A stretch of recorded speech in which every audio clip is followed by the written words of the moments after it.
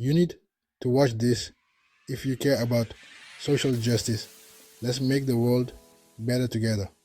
At Society Savvy, we dive deep into the social issues that matter most, whether it's climate change, equality, or education. We've got you covered. Our videos break down complex topics into easy to understand insights so you can stay informed and take action. Join a community of like-minded change makers and become a part of the solution. Hey all, you ever play Monopoly? You know, that game that always ends in a screaming match and someone flipping the board? Life, in some ways, is a lot like Monopoly. Some folks start with Boardwalk, some are stuck on Baltic Avenue, and it's a whole lot harder to trade your way up when the dice seem loaded. We're talking about the haves and the have-nots. It's a tale as old as time, or at least as old as that dusty Monopoly box in your grandma's attic.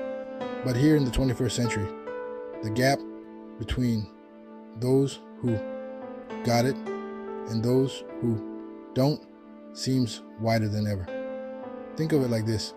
If wealth was a swimming pool, some people have their own Olympic-sized pool, complete with a diving board and a snack bar.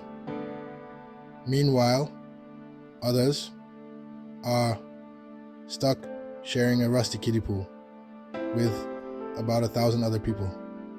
This isn't just about who gets the most toys though.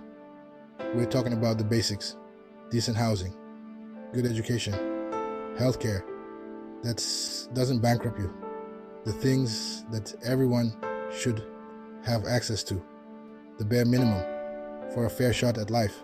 So, buckle up, because we're about to dive into the murky waters of economic inequality and see what's really going on. Spoiler alert, it ain't pretty, but hey, at least we're talking about it, right? Alright, let's talk money. Specifically, the fact that some people have a lot of it and some people, well, don't. We're talking about income inequality, the difference between the rich and everyone else. Imagine a giant pie chart representing all the money in the country. Now, picture a tiny sliver, like smaller than a crumb, representing the share that most people have. Yeah, is that lopsided? And it's getting worse. The gap between the super rich and the rest of us is wider than rice on. Yet. The hippos yawn after a big lunch. We're talking Scrooge McDuck swimming in a vault of gold, while the rest of us are searching for loose change in the couch cushions. This isn't just about bragging rights at cocktail parties. This kind of inequality messes with everything. It means less money circulating in the economy, fewer jobs, and a harder time for folks trying to climb the economic ladder.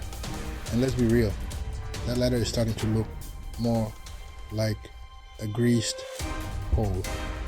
Think about it. When a small number of people have most of the wealth, they also have most of the power. They can influence elections, shape policies, and basically rig the system in their favor. It's like playing Monopoly, where one person starts with all the properties, and the rest of us are just begging not to land on Boardwalk. Okay, so we know the money gap is real, but what about the idea that anyone can make it if they just work hard enough? You know, the good old pull yourself up by your bootstraps argument. Well, it's a nice sentiment, but it ignores one crucial thing. Not everyone starts with bootstraps, or even feet for that matter.